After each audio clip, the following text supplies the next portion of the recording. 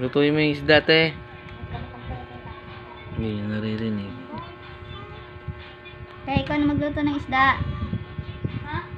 Ikaw na magluto ng Narinig isda. Pag naghahawak ka ng cellphone, hindi siya makatayo. Nahihirapan na siyang kumilos.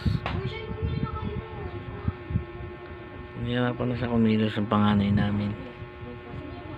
Pagka inutusan siya hawak ng cellphone, hindi na siya makapagluto, hindi siya makapagsaing. Yan. Kunyari wala siya naririnig, guys. Ganyan din ba? Ganyan din ba kayo sa mga panganay niyong anak? Ayan.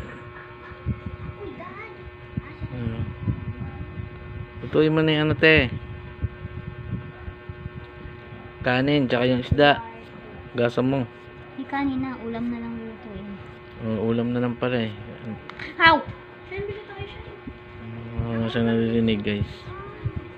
Alas 8 pa yan si ate kikilos. Maaga tayo makakain eh. Ganyan siya, guys. Cellphone. Yeah. For the cellphone. Only wifi. Nag-only wifi, ganyan talaga. Hirap na magkilos. Paputol mo na. Kanina pa namin yung tinatawag eh. Higa ulit yan. Ayan na, nakatunog yata. Sabi na tayo. Wala pa rin, no? Kakakain lang yan, guys. Kakamerenda lang. May pumili ako ng merenda kanina eh. Ayan.